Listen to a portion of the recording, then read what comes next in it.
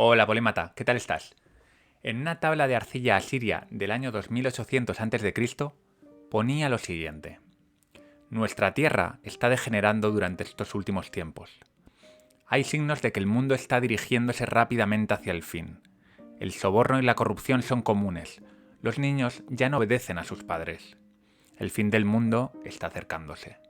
Hace 4800 años los asirios ya estaban en modo apocalíptico, y a buen seguro, antes que ellos, muchas tribus y civilizaciones antiguas han tenido los mismos pensamientos.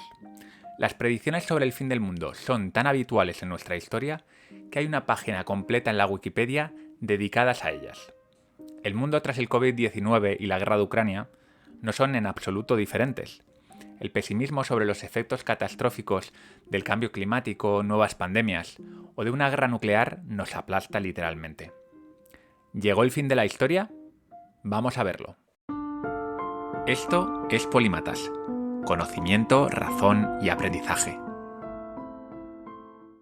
Si llevamos 5.000 años o más prediciendo el fin del mundo y ninguna de estas predicciones ha acertado, todas han sido erróneas, ¿por qué seguimos atemorizados?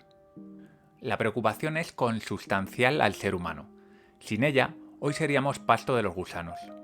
Muchas cosas pueden ir mal, y por eso siempre estamos vigilantes ante la nueva amenaza que pueda surgir. El miedo es un instinto primordial, lo que nos ha hecho llegar hasta aquí. Los psicólogos llaman sesgo de negatividad a la tendencia a fijarnos siempre, o al menos mucho más, en lo malo que en lo bueno. Por su parte, los medios de comunicación y la gente en redes sociales adaptan sus contenidos a aquellos a lo que prestamos más atención. Y esta combinación explosiva se convierte en la profecía autocumplida. Los pequeños progresos diarios que vienen ocurriendo día tras día, año tras año, desde la Ilustración, aquellos que han convertido el actual momento de la historia en el mejor momento para estar vivo, nos pasan desapercibidos porque son lentos y porque a nadie le importan demasiado. Que vivamos en un mundo mucho más seguro, mucho más rico, con menos pobreza y con menos violencia, no vende los periódicos. Steven Pinker, uno de esos grandes defensores del progreso y la Ilustración, dice lo siguiente. El mundo ha hecho avances espectaculares en cada uno de los indicadores de progreso y bienestar, y lo más chocante es que nadie lo sabe. Las catástrofes e historias apocalípticas tienen otra característica que las transforman en memes poderosos y pegadizos, de los que no podemos desprendernos. Son llamativas, interesantes, perturbadoras, y nos dan una sensación de sufrimiento compartido que refuerzan la identidad de grupo. Una vez han infectado nuestros cerebros, estos memes no desperdician la menor oportunidad para reproducirse y propagarse, y para asomar en nuestra conciencia a la mínima que pueden. El sesgo de disponibilidad, del que ya he hablado en un capítulo en Polímatas, nos lleva a interpretar el mundo a través de estos memes que tenemos tan presentes en nuestra cabeza. Y uno de ellos, muy importante en la actualidad, y ya hemos visto que en la historia, es el de que el fin está cerca.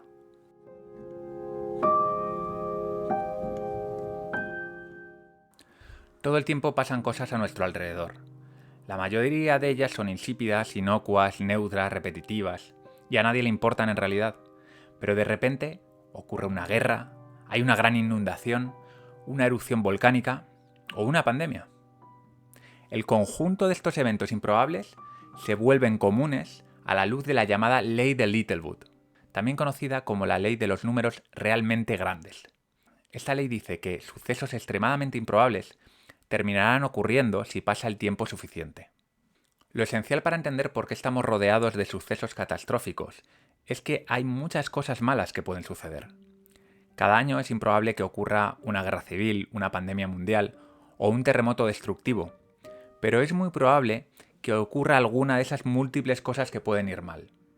Esto es así y siempre ha sido así.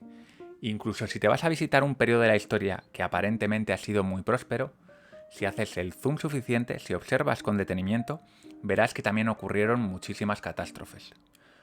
Lo que diferencia estas últimas décadas del resto de la historia es que ahora tenemos acceso a toda la información que pasa en el mundo en tiempo real, sobre todo a la mala, como hemos dicho. Además, el mundo se ha vuelto más complejo, mucho más interconectado que antes. Esto significa que una guerra como la de Ucrania, un país situado a miles de kilómetros de España, puede afectar a los precios de la electricidad, a los precios de los alimentos. Pero cuidado, antes de demonizar la globalización, piensa que esta misma globalización es la que nos permite tener año tras año, década tras década, muchos más productos a precios infinitamente inferiores que si no existiese la globalización.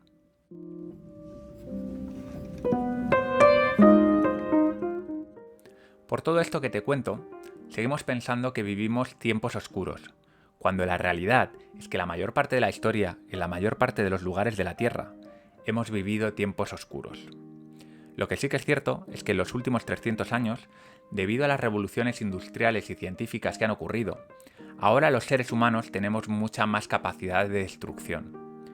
Quizás los dos ejemplos más preocupantes son el cambio climático de origen humano y la guerra nuclear a escala mundial, pero como no hay yin sin yang, también tenemos mayor poder para resolver estas situaciones que habrían sido catastróficas hace siglos. Pongamos el ejemplo de la peste negra.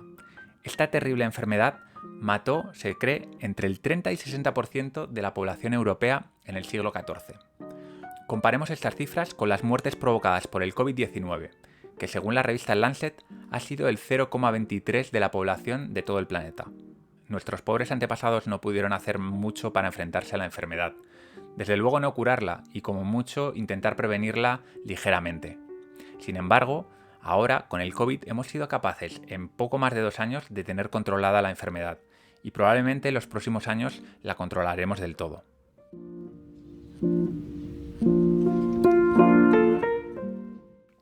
Ya hemos dicho que estamos diseñados para el miedo y que los medios de comunicación lo único que hacen es rellenar ese hueco, esa demanda que tenemos de preocupaciones constante. Pero ahí no queda todo. Ya decía Maquiavelo que quien controla el miedo de la gente se vuelve el amo de sus almas. Una persona con miedo hace lo que falta para que el horror no llegue a su puerta. Limitar su libertad, su privacidad, agredir al que considera que es un peligro. Los que buscan aumentar su poder lo saben y lo utilizan. Lo hizo Bush después del 11S y lo han hecho muchos gobiernos durante el COVID-19. ¿Tienen incentivos los políticos para amplificar el miedo de la gente? Yo creo que bastantes. Y no soy el único que lo piensa. Cuando tenemos miedo, somos pesimistas y creemos que todo va a ir mal, es cuando hay que estar más alerta porque es cuando somos más manipulables.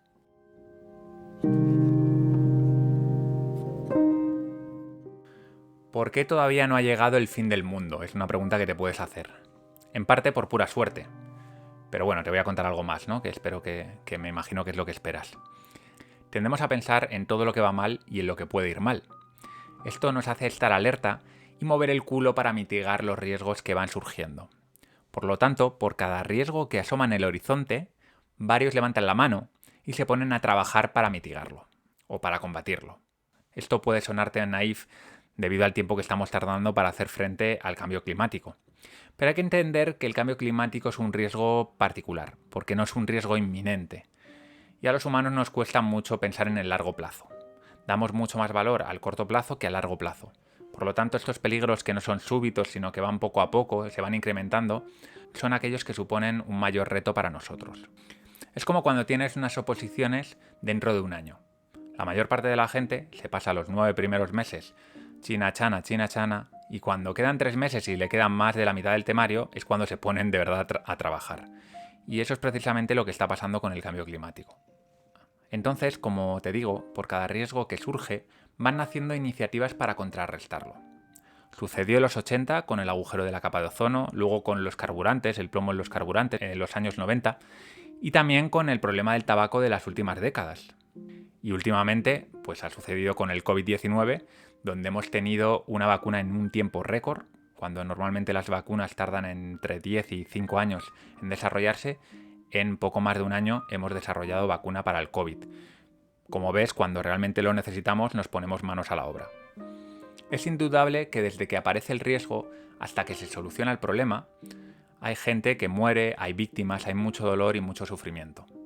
Eso es innegable, pero no debemos dejarnos llevar por el dramatismo y pensar que no hacemos nada al respecto, porque eso es tan irracional como pensar que cualquier problema que nos puede surgir los vamos a solucionar.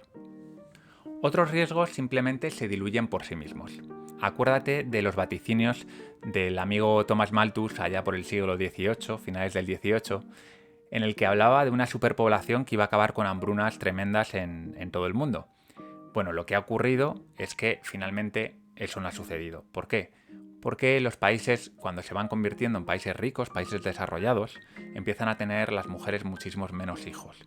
Y por lo tanto la curva de población exponencial que imaginaba Thomas Malthus se está aplanando y se piensa que alrededor del 2100 incluso podría empezar a bajar ligeramente la población mundial. En resumen, nos adaptamos a aquello que no ocurre súbitamente. Por eso, en mi opinión, cuando ocurra el fin del mundo, que ocurrirá en algún momento, será de manera súbita. No podremos tomar ninguna precaución ni podremos prepararnos para ello.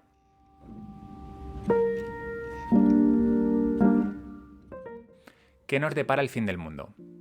Bueno, esto nadie lo sabe, por eso es tan maravilloso y tan aterrador al mismo tiempo. Lo que nos cuenta la historia es que las ideas apocalípticas siempre van a estar ahí. Agoreros del fin del mundo siempre los habrá, unos por convencimiento y otros por interés. Como contrapunto a esta crítica que hago, es interesante la tesis del teólogo Bernard McGinn, que dice lo siguiente: el apocalipsis nos hace darle sentido a la historia. Le da una estructura, un principio, un periodo en el que somos y un fin. Y a menudo, en medio de las crisis y de la confusión, tanto de nuestras propias vidas como de la historia, la gente busca el sentido. Este es el motivo por el que McGinn piensa que siempre vamos a hablar del fin del mundo, que es algo que va a estar siempre ahí, porque en el fondo da sentido a nuestras vidas.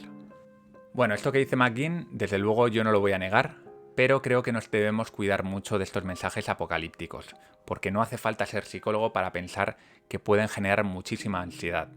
De hecho, la encuesta que ha hecho YouGov America dice que 3 de cada 10 norteamericanos cree que el mundo va a llegar a su fin durante sus vidas. Mientras pienso en esto, me vienen a la cabeza 2 frases del filósofo Epícteto.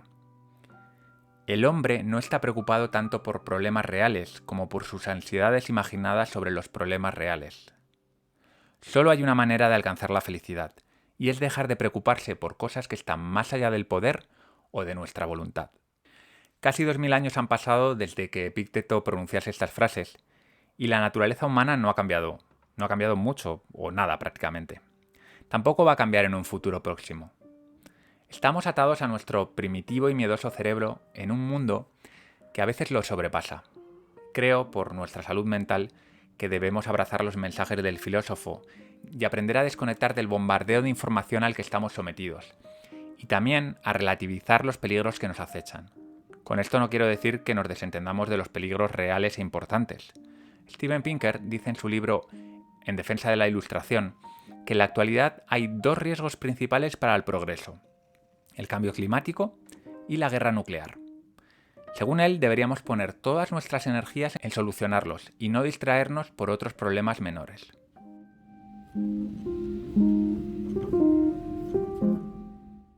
Me gustaría terminar con una reflexión. A no ser que seas presidente del gobierno o un gran líder de opinión, tu capacidad para cambiar el mundo es prácticamente cero.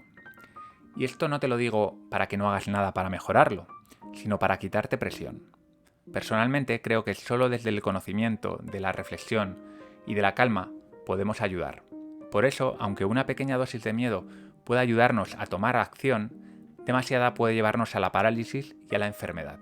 Si tuviese que apostar ahora mismo, diría que la especie humana va a estar aquí por un largo tiempo. Vamos a pasar penurias, crisis, como ya nos ocurrió en el pasado, pero somos más resilientes de lo que pensamos. No lo digo yo, si estudias la historia, verás que nos recuperamos de la peste negra, de la gripe española y también de la Primera y la Segunda Guerra Mundial. Y casi con toda probabilidad superaremos el COVID y la crisis geopolítica de Rusia. Así que mejor apaga las noticias y lee a Epícteto. Bueno, polímata, pues espero que te haya gustado este capítulo apocalíptico. Bueno, no, más bien todo lo contrario. Un poco de optimismo en estos tiempos oscuros, como decía antes, creo que viene bien. Y nada, dime lo que opinas, ya sabes, me puedes dejar un mensaje en YouTube, en el podcast, mandarme un email, un comentario en el blog. Hay múltiples maneras para ponerte en contacto conmigo. Espero que tengas muy buena Semana Santa, que disfrutes de tu familia Y ya sabes, la semana que viene estaré aquí. Soy Val Muñoz de Bustillo y esto es Polímatas.